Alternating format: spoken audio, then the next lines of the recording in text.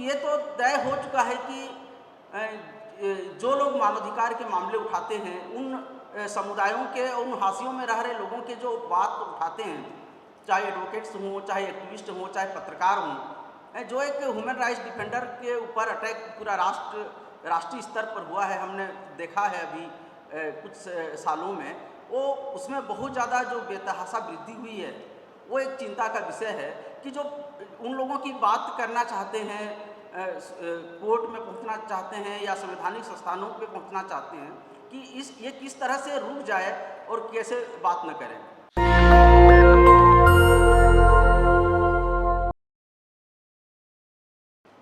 मेरा नाम डिग्री प्रसाद चौहान है और मैं छत्तीसगढ़ पीयू सेल के साथ काम करता हूं।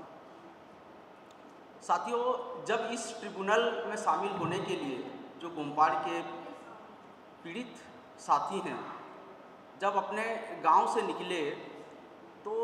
जो छत्तीसगढ़ की पुलिस है लगातार उनका पीछे करते रही और 31 तारीख को शाम को जब सभी साथी गोमपाड़ के लोग रायपुर राजधानी में पहुंचे, छत्तीसगढ़ की राजधानी में, तो हम लोगों को ठहरने के लिए एक जगह भी नहीं मिला। बड़ा मुश्किल से जब दोस्तों के साथ हमने एक जगह तय किया कि हम थोड़ा रुक सकें दिल्ली तरफ आने के लिए, क्योंकि 2 तारीख की टिकट थी वहाँ पे, तब भी वहाँ की जो पुलिस है किसी तरह से उन जगहों तक पहुँची और बहुत पूछताछ करने की कोशिश की और फिर दिल्ली को साथियों को भी हमने इस बारे में जब अवगत कराया और जब वहाँ के प्रशासनों के साथ, वहाँ के स्टेट के पदाधिकारियों के साथ जब बात हुई तो थोड़ा सा पीछा करना कम तो हुआ, लेकिन लगातार सर्विलांस करते रहे और एक रोकने की, एक भय का माहौल करते रहे कि किस तरह से हम लोग दिल्ली न पहुंच सकें और अपनी बात आप लोगों के साथ, आप लोगों के समक्ष नहीं रख सकें। तो इस तरह की वहाँ पे सिचुएशन है। साथियों, ये जो गोमपाड़ का मसला है और जो जनसंहार है आदिवासियों का, गोमपाड़ के साथ साथ नक्सल के नाम पर, नक्सल उन्मूलन के नाम पर एक लंबी फेहरिस्त है। फर्जी मुठभेड़ों की अनेकानेक घटनाएं हैं और बस्तर में प्रति आदिवासी व्यक्ति के साथ पुलिस का जो अनुपात है, जो रेशियो है, शायद देश में सबसे ज़्यादा है कि किस तरह की वहाँ की परिस्थितियाँ हैं।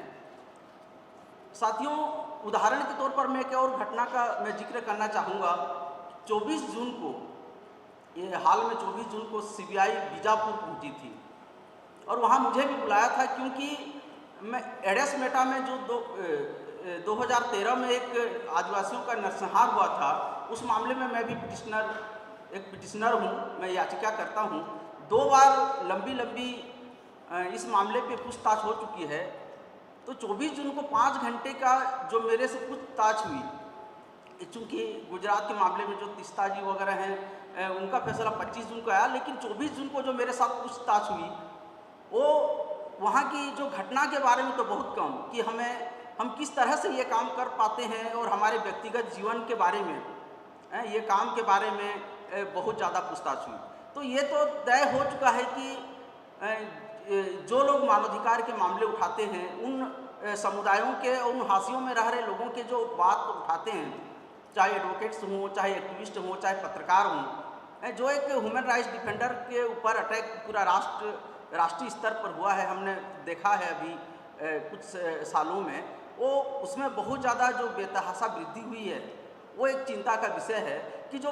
उन लोगों की बात करना चाहते हैं, कोर्ट में पहुंचना चाहते हैं या संवैधानिक संस्थानों पे पहुंचना चाहते हैं कि ये किस तरह से रुक जाए और कैसे बात न करें। साथियों, 2003 में जो राष्ट्रीय मानवाधिकार आयोग है उसने एक सभी राज्यों को निर्देश किए थे जस्टिस आनंद के समय कि इस तरह के जो फर्जी मुठभेड़ हैं उसमें भी एक काउंटर एफआईआर होनी चाहिए। अभी तक जितने मुठभेड़ हुए हैं पुलिस एक एफआईआर दर्ज करती है और उस एफआईआर में यही जांच होती है कि लोगों को ये साबित करने के लिए कि ये माओवादियों का कैसे सहयोग करते हैं और पूरे जंगल में छान मारती है और एक कनेक्शन जोड़ने का काम करती है। लेकिन जो एनएचआरसी ने कहा है कि जो एफआईआर, जो काउंटर एफआईआर होनी चाहिए जब तक ये नहीं होगी और इसका पूरा वायलेशन है, आप देखेंगे तो पूरे बस्तर के इलाके में उस FIR एक होनी चाहिए जो कि पीड़ित लोगों की तरफ से एक FIR होनी चाहिए, और उस FIR के तहत अगर जांच हो स्वतंत्र एजेंसियों द्वारा तो बहुत सारी चीज़ें सामने आ सकती हैं। इस पे हमें थोड़ा सा ध्यान देने की ज़रूरत है, जिसका कि छत्तीसगढ़ में बहुत ज़रूरत है। ये जो अदालत के फैसले अभी आ रहे हैं, उसमें हम जो पीयूष सेल के साथ जो चिंतित हैं वो मसला ये है कि एक आग्रह देखा गया है अदालतों के द्वारा इन फैसलों के माध्यम से कि, और जो आग्रह है वो ये कि राज्यों के संरक्षण के प्रति, तो ये बहुत चिंता की बात है। ये हमें बहुत चिंतित करता है, क्योंकि उन समुदायों के प्रति और उन पीड़ित प्रभावित लोगों के प्रति जो जवाबदेही और जो ये संवैधानिक संस्थानों का एक आग्रह होना चाहिए उनको बचाने के लिए, उनके जीवन की सुरक्षा की गारंटी के लिए, वो आग्रह इन अदालतों से बहुत दूर है, और वो शायद हम सबको बहुत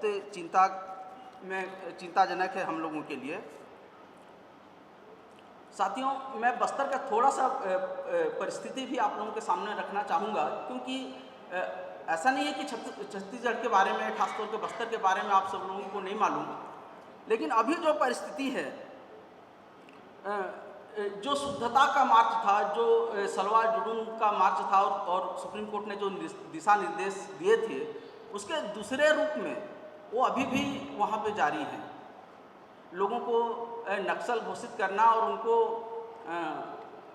उनके साथ उनकी हत्याएं करना नक्सल उन्मुखों के नाम पर, ये बदस्तूर जारी है। लोन बर्राटू करके एक सरकारी अभियान है वहाँ पे, जो शुद्धता के लिए मार्च अभियान